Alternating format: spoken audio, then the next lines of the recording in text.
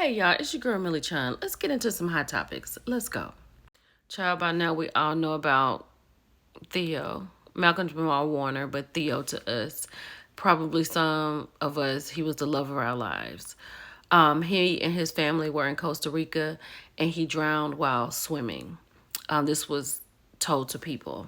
A source told people this.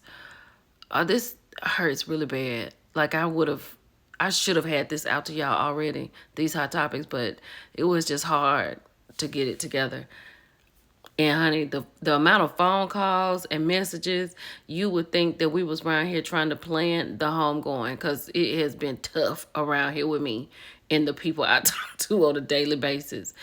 But, his wife and his daughter, my prayers are with them, and rest well, sir, and job well done.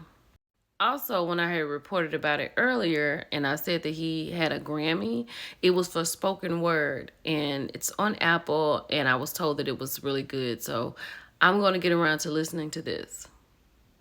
Let's keep going. Child, Tyrese is trying to get in touch with this lady right here. Do you hear me?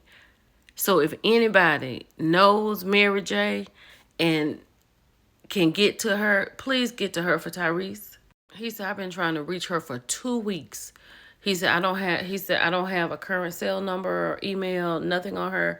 He said, I really didn't want to post this. He said, but I'm really trying to reach my Capricorn Queen, Mary J. Blige. I have something so important that I need to get to her. Could someone please help me to track her down? Her cell, her email, her manager, anyone that's connected to Mary J. Blige. I'm trying to reach her. Please, please, please. Thank you so much. It's got to be dealing with a chick. Right? Because we know it's got to be dealing with a chick. Mary, please get in touch with Tyrese. Please. Child, so Tyler Perry is having a conversation with Kirk Franklin, Jeezy, and there's another guy in there. And it sounds like something I really need to go listen to. I really want to. But Tyler was talking about how he fired his aunt for skipping work and refused a family member $1 million request. So this is on Den of Kings, and I hope that that's something that's on YouTube and I can find it. So he was talking about how he had to fire his aunt because she had kept asking him for money. So then he gave her a job, but she didn't want to show up for work.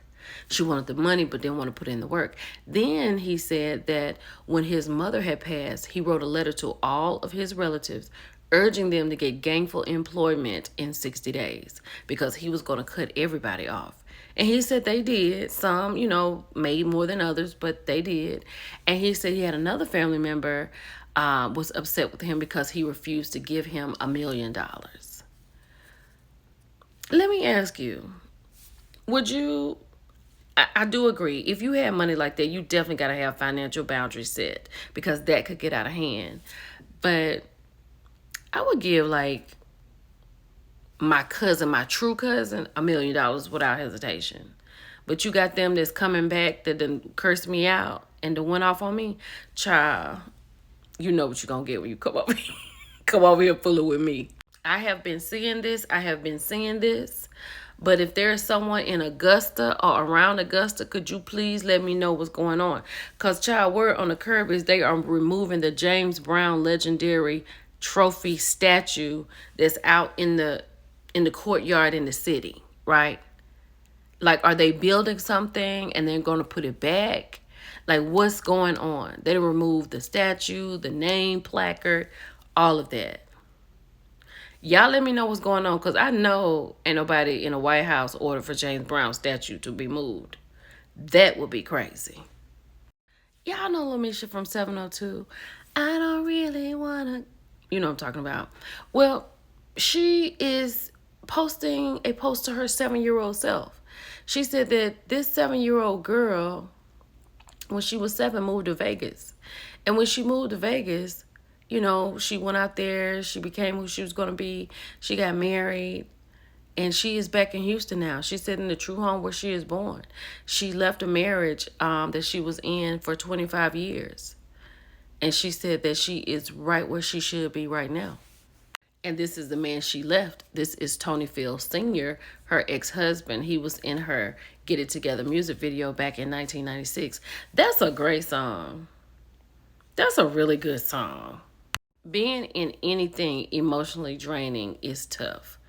But being in it for 25 years, I would have came home crawling. I would have crawled back home. But she says she's good. She's where she needs to be. And I'm happy for her.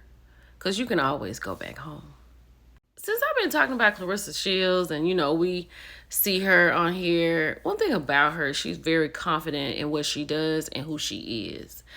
Right here, she's talking about Krishan's sister. Apparently, Krishan's sister had gone on Jason Lee's show and talking about Clarissa. Talking about she would get in the ring with her. She did like her once upon a time and blah, blah, blah. Clarissa said, you didn't like me. You never congratulated me on anything. And before you get in the ring with me, you need to clean yourself up.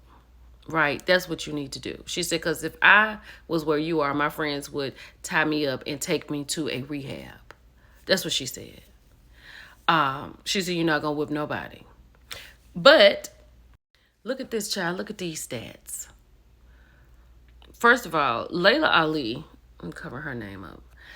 First of all, Layla Ali has 24-0 knockouts. Well, she's won 24-0. 21 of them have been knockouts. Clarissa has had 14. Clarissa has technique, speed, footwork, conditioning. She has legacy, size and power, old school mentality. I would, real talk, I don't want this to happen. I would not want to see this happen because Layla is retired. But people come out of retirement all the time.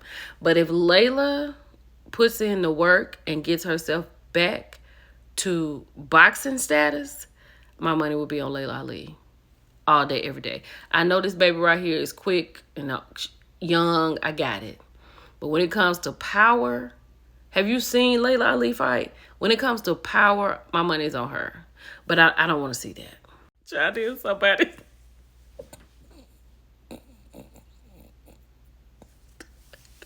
Let's keep going.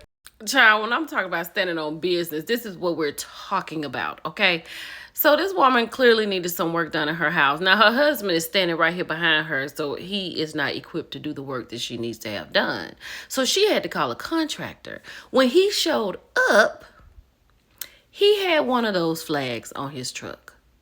So when she got it, when she opened the door, she said, sir, I am so sorry that you had to come all this way, but I'm not going to be able to, you're not going to be able to do this job, right? So then her husband chimes in and says she's upset about the flag. She said, I'm beyond upset. So then the man says, well, do you want me to remove it? She said, you don't have to remove it. You believe what you believe, but I won't be able to pay you for your services. Because if you removing the flag after I've seen it, that doesn't take away that you don't feel how you feel. Now, had you had some sense about yourself and kept your beliefs to yourself instead of having them out here bold for everybody to see them like it's going to make a difference and we're going to move different, then maybe you would have had some work. But due to the fact you want to be who you want to be out loud, you got to go on back to where you came from. But hold on. Okay.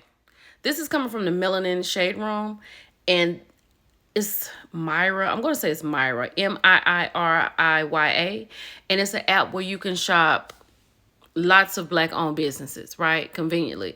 It's like Amazon, but all the products and businesses are Black-owned. And I've posted about the Nile on here before because it's like a Black Amazon, right? So you can do this, and let me give you their Instagram page. So go on over there on Instagram and follow them. And let's change the narrative. Because one thing you're going to do, we're going to teach you how to show up, okay? You can have your beliefs, but you ain't going to have them all over the place. I wanted to end with this. I forgot to put it earlier, and I probably should have. But shout out to TJ Lovelady. He is responsible for all of the talking babies, for the housewives, for what is it? I'm about to say Devil Wears Prada, and also for the Cosby Show. And he did this one where Vanessa had gone to see The Wretched, right?